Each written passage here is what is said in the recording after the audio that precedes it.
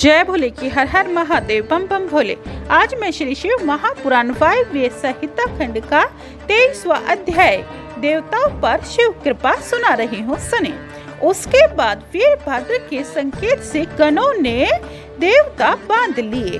उन देवताओं को दुख में पड़ा देखकर ब्रह्मा जी ने वीरभद्र से प्रार्थना की, हे वीरभद्र, आप इन देवताओं का अपराध क्षमा करें। देवता लोग अपने कर्मों का फल भली भांति पा चुके हैं। ब्रह्मा जी के कथन को सुनकर वीरभद्र जी शांत हो गए। उनका क्रोध जाता रहा। देवताओं के बंधन खुल गए।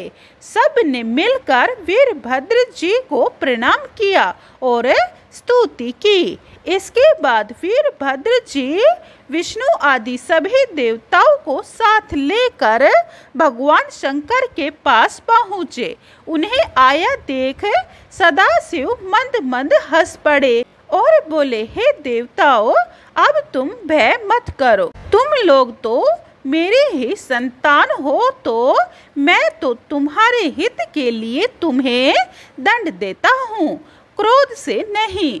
वायु बोले, हे ऋषियों, इस प्रकार शिव जी के प्रेम पूर्वक वचन सुनकर सभी देवता प्रसन्न हो गए। हाथ जोड़कर सदाशिव की स्तुतियां करने लगे। विष्णु बोले, हे शंकर, आप तो रजोगुण, सतोगुण एवं तमोगुण द्वारा उत्पत्ति, पालन, संहार आदि क्रिया करते हैं। ब्रह्मा विष्णु रुद्र तो आपके ही स्वरूप हैं। आप सब के भीतर बाहर रहने वाले चराचर के स्वामी, विद्याओं के भंडार, अभिमानियों के मद को चूर करने वाले, सब पर कृपा करने वाले हो। हम लोग सभी आपकी शरण में आए हैं, हमारे अपराध क्षमा करें। ब्रह्मा जी ने कहा, हे देवादिदेव, आप तो दुखियों के दुख हरने वाले हो। इन दुखी देवताओं को सुखी करो। बहुत से देवताओं के शरीर युद्ध में छिन्न भिन्न हो चुके हैं और बहुत से मर भी चुके हैं। आप कृपा करें तो सभी स्वस्थ और जीवित हो जाएं। तब ब्रह्मा जी की प्रार्थना सुनकर श्री पार्वती जी की ओर देखते हुए भगवान शंकर जी ने सभी देवताओं का कल्याण कर दिया। उसके बाद भगवान शंकर जी की इच्छा से ब्रह्मा जी ने दक्ष के पापों के अनुसार उनके शरीर पर एक वृद्ध बकरे का सर रख दिया। वह जीवित हो गया। उसने स्वयं शिव जी को बार बार प्रणाम किया और हाथ जोड़कर स्तुति करने लगा, हे जगत स्वामी, भगवान शंकर जी, आप मुझ पर कृपा करें, मेरे अपराध को क्षमा करें। मैंने अब समझ लिया है कि जगत के कर्ता धर्ता पालन करता संहार भी सभी कुछ आप ही हैं। इतना कहकर दक्ष जी आंसू बहाने लगे। दक्ष की प्रार्थना सुनकर सदाशिव संतुष्ट हो गए और उसे अक्षय गणपति बनाकर बोले, हे दक्ष जी, अब तुम भय मत करो। मैंने तो तुम्हें अपने गणों का स्वामी बना दिया है। जो कुछ भी तुम्हारे साथ हुआ है, सभी तुम्हारे कर्मों का फल था। सारा संसार ही अपने अपने कर्मों से बंधा हुआ है। जब तक कर्मों का फल नहीं पा लेता, तब तक मुक्ति नहीं होती। अब तुम कर्मों का फल भोग चुके हो। मैं तुम पर प्रसन्न हूँ। तुम लोग अपने अपने स्थान पर जाओ। इतना कह भगवान शंकर श्री पार्वती जी के साथ अंतर्ध्यान हो गए। ब्रह्मा विष्णु आदि सभी देवता वीरभद्र के पराक्रम का वर्णन करते हुए अपने अपने लोक में चले गए। 23वां अध्याय समाप्तम। जय भोले की 24वां अध्याय मंदराचल पर निवास। सुनिए। ऋषि बोले, हे वायुदेव, भगवान शंकर वहां से अंत अंतर्ध्यान होकर फिर कहाँ पधारे और कहाँ निवास किया, अब आप कृपया करके यह सुनाइए। वायु बोले, हे मुनियों सुनिए। मंदराचल पर्वत ने अपने ऊपर श्री पार्वती जी के निवास करने की इच्छा करते हुए कठोर तप किया था।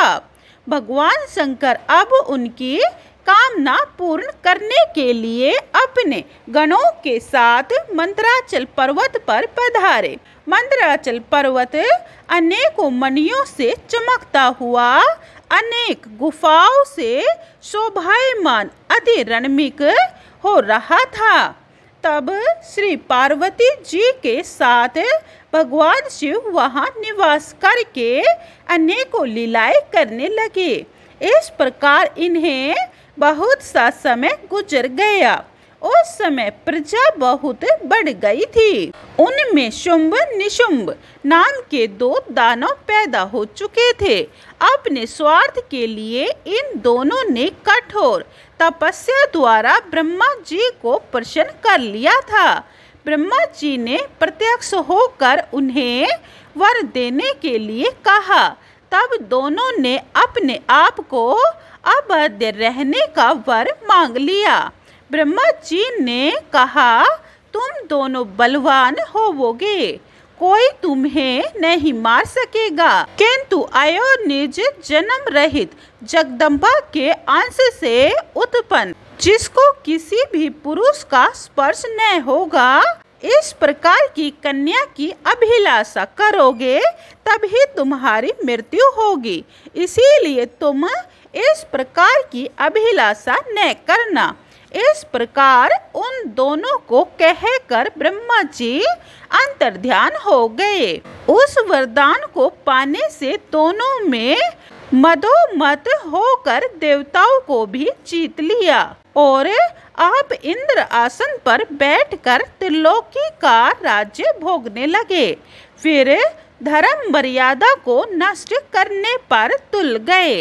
इस प्रकार का अत्याचार देखकर ब्रह्मा जी ने सदाशिव की प्रार्थना तथा स्तुति की और बोले, हे महेश्वर जी, अब आप कृपया करके श्री उमा जी को क्रोध करने की चेष्टा करिए, जिससे शुंभ निशुंभ दोनों दैत्यों का नाश हो।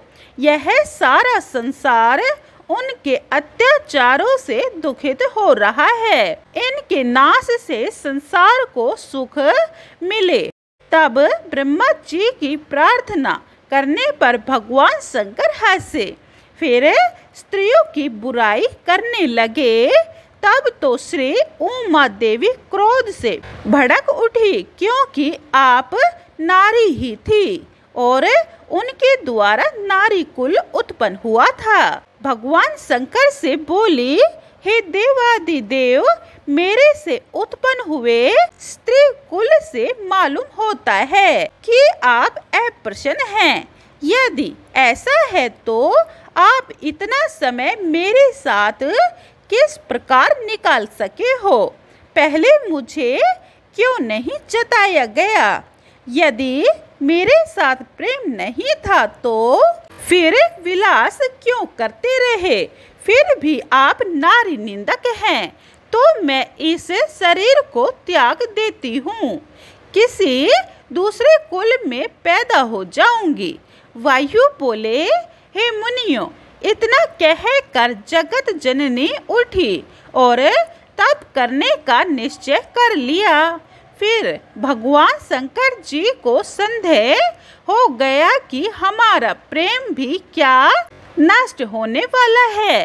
तब शंकर जी नम्रता के साथ बोले, हे देवी जी, तुम किस प्रकार की बातें कर रही हो? मेरे आशय को समझे बुझे बिना आप किधर जा रही हो? सारे संसार का मैं पिता हूँ और तुम माता हो। मेरे तुम्हारे संयोग से तो यह संसार पैदा है, काम द्वारा नहीं। इस काम ने मुझे साधारण देवता समझकर कुछ बाधा पहुंचाई थी। मैंने तो उसे केवल अपनी दृष्टि द्वारा ही भस्म कर दिया था। अब हम किसी अन्य कार्य को करना चाहते हैं। वह कार्य केवल आपके क्रोध द्वारा ही पूर्ण हो सकता है। मैं तो आपके प्रेम के वशीभूत हूँ, आप संदेह न करें। श्री उमा जी बोली, हे स्वामिन, मैं आपकी सभी बातें जानती हूँ।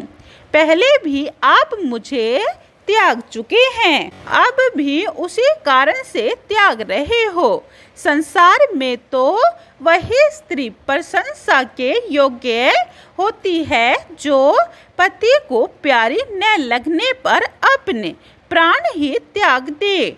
मालूम होता है कि वह मेरा काला वर्ण आपको पसंद नहीं और मेरा बचपन का काली नाम भी आपको पसंद नहीं। उसी कारण अब मैं इस शरीर को तप द्वारा त्याग कर दूंगी। तब शंकर बोले, यदि आप यही चाहती हैं तो मेरी अथवा अपनी इच्छा से कोई और रूप धारण करो। उमा जी बोली, मैं आपके द्वारा और रूप नहीं चाहती हूँ। भगवान शंकर बोले, हे देवी, ब्रह्मा जी ने ब्रह्म पद मेरी ही कृपा द्वारा प्राप्त किया है। उनके प्रसन्न करने के लिए तप की क्या आवश्यकता है, वैसे ही उनको बुला सकती हो। श्री उमा जी बोली, इसमें कोई संदेह नहीं।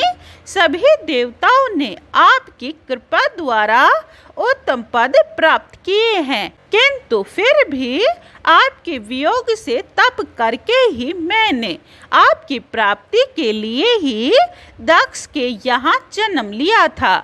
इसी कारण आप मुझे रति रूप में प्राप्त हुए और आज भी ब्रह्मा जी को प्रसन्न करके गौरी होना चाहती हूँ। 24वां अध्याय समाप्तम। जय भोले की। 25वां अध्याय कालिका उत्पत्ति, यह आप दूसरी वीडियो में सुने। जय भोले की। हर हर महादेव, बम बम भोले। अगर आपको शिव महापुराण पूरी सुननी है तो यह चैनल सब्सक्राइब कर ले और कमेंट में जय भोले की लिखें। जय भोले की।